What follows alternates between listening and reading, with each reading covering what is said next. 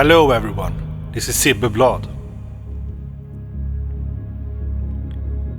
What is it that makes us unsuccessful or defeated in life?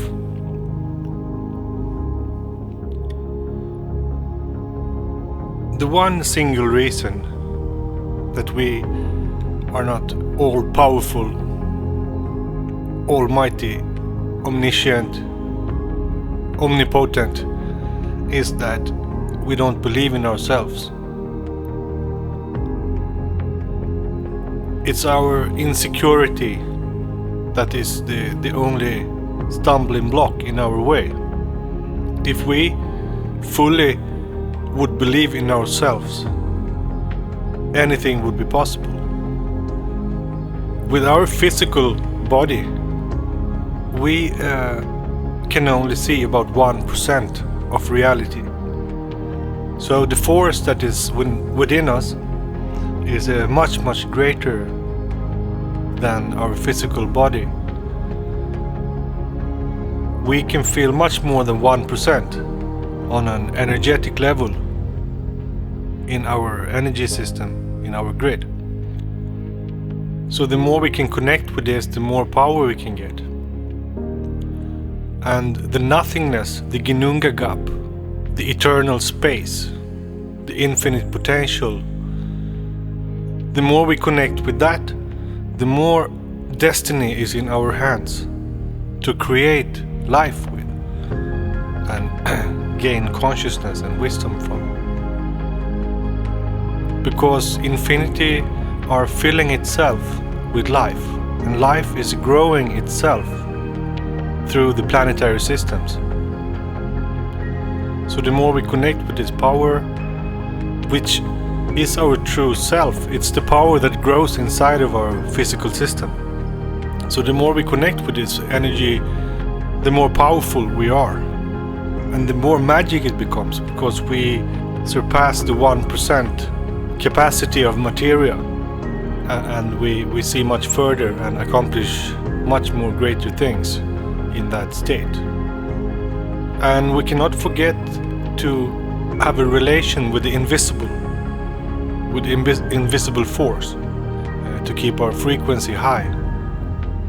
So we should listen to music with the right frequency that make you get in a good mood, and then consciously open up and talk to the ether, talk to the empty space, because it will respond. If you have a religious view of everything, we can say that God is everything, and the ether is one of God's forms. So we can speak to that. Others call it the divine energy. We call on the divine energy through singing, making sound, making frequency, connecting with this energy, communicating with this invisible energy that surrounds us.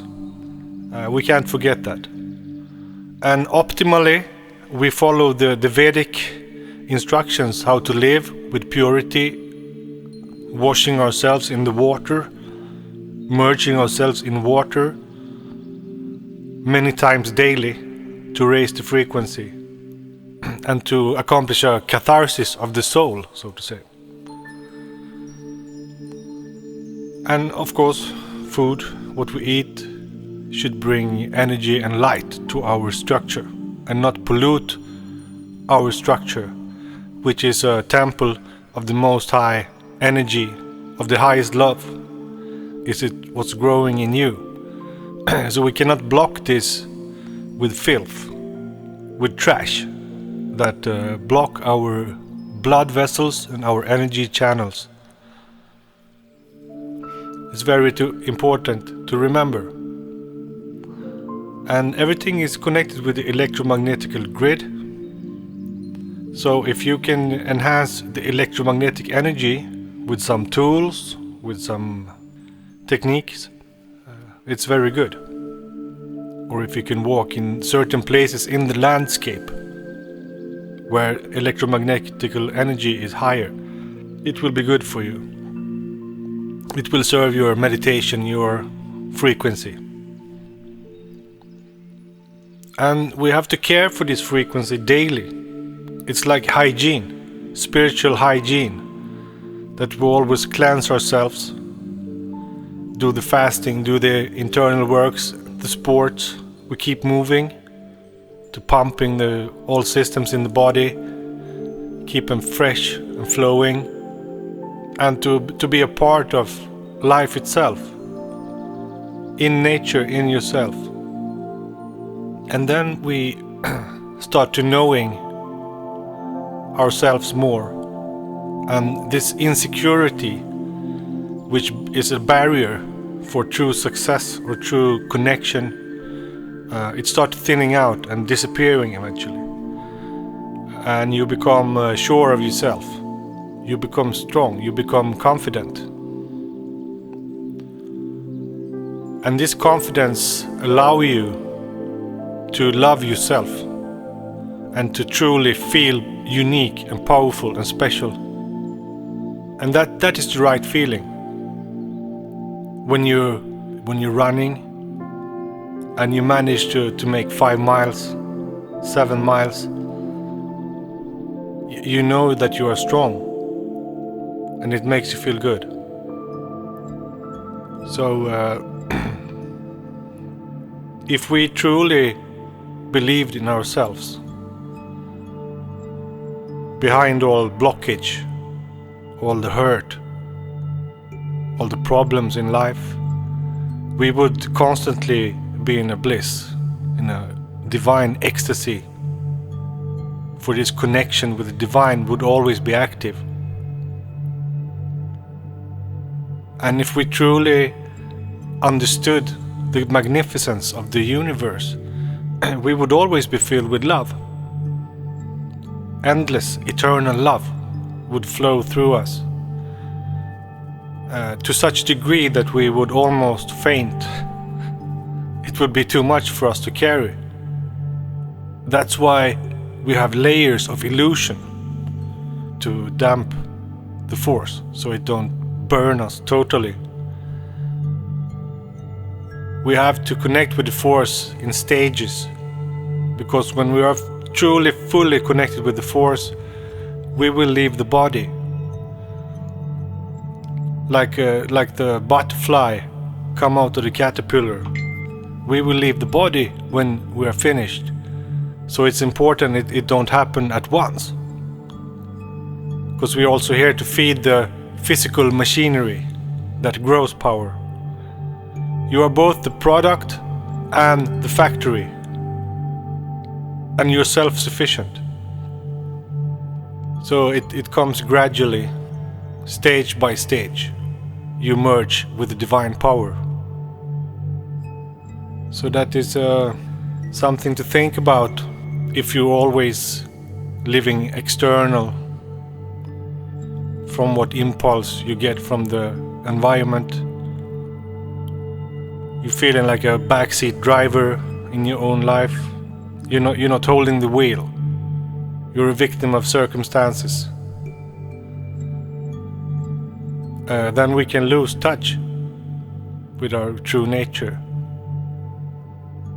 which is bliss, eternal bliss, eternal love, infinite potential and love and energy. Our potential is super consciousness, divine consciousness, which penetrates all reality, making you understand anything, make you channel anything you want to know from the Mimer's well, from the Akashic register,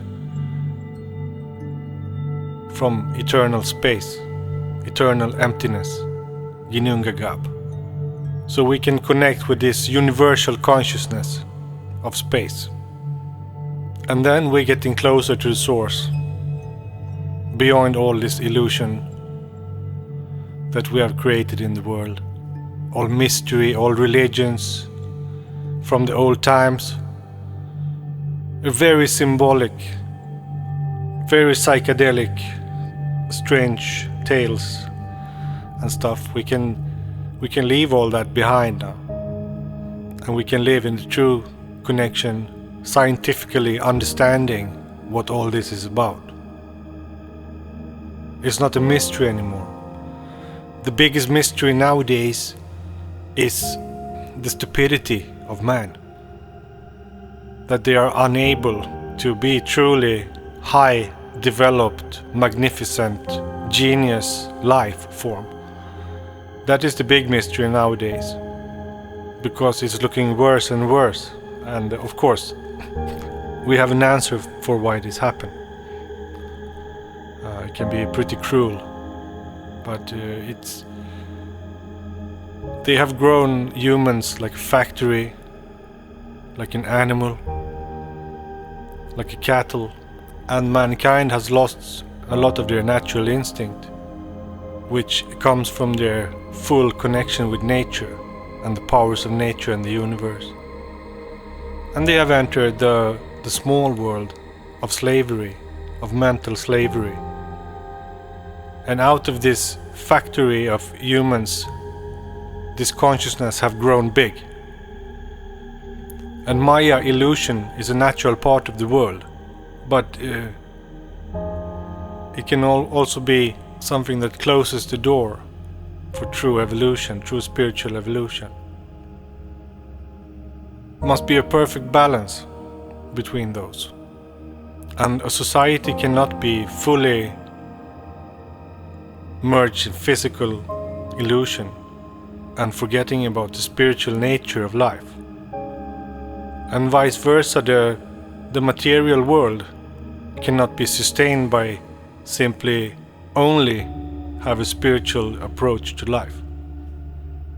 It needs a perfect balance. Like everything in nature is completely magic and seems impossible, and everything happens in the same time. And it's the balance, it's the equilibrium that can accomplish this. And of course we need this balance inside of ourselves too,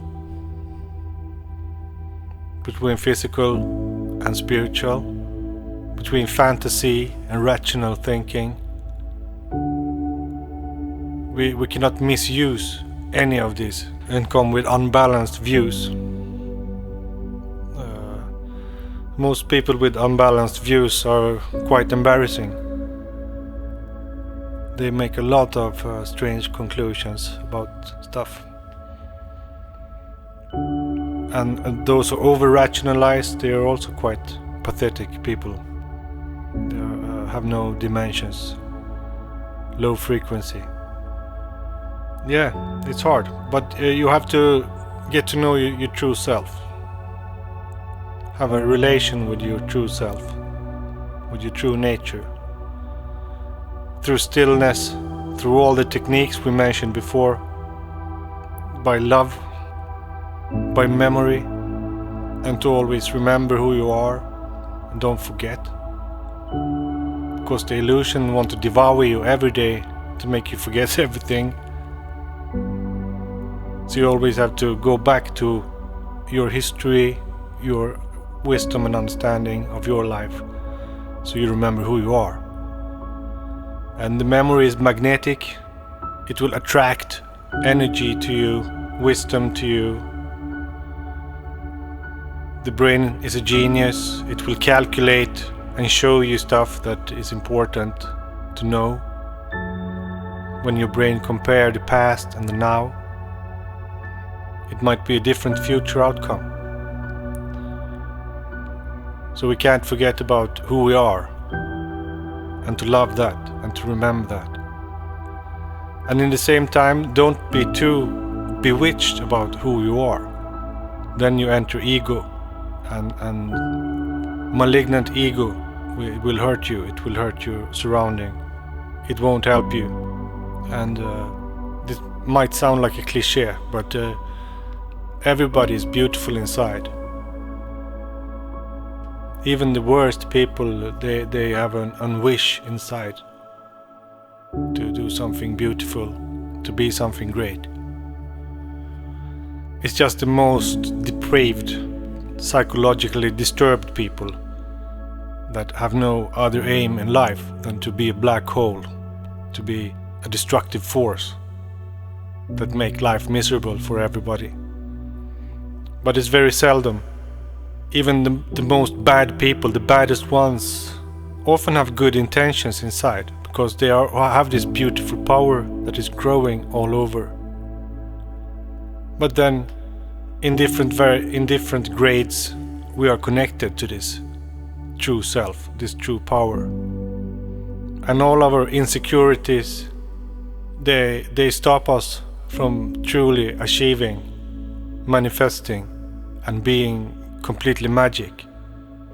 It's our own blockages, our insecurities and failures, and our distrust, our unfaithfulness to our own true genius. And that's why we have reincarnation, because we're going to fail many times before we make it. That is the magic of nature. It seems impossible, but you get the chances you need to make it through the eye of the needle of opportunity, and to enter a much greater reality. Just like when we were born, we entered the egg, and boom, we was born into a new world, a higher dimension. Same principle applies to everything. It seems impossible because you're one in a billion, everybody's striving for the same goal, but eventually you hit jackpot and you go through. So never give up,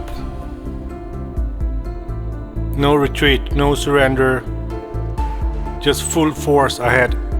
Be brilliant, be strong, be confident, love yourself, understand yourself, be kind to yourself, connect with your true self, and know the infinite wonders of the universe. Alright everybody, take care, bless.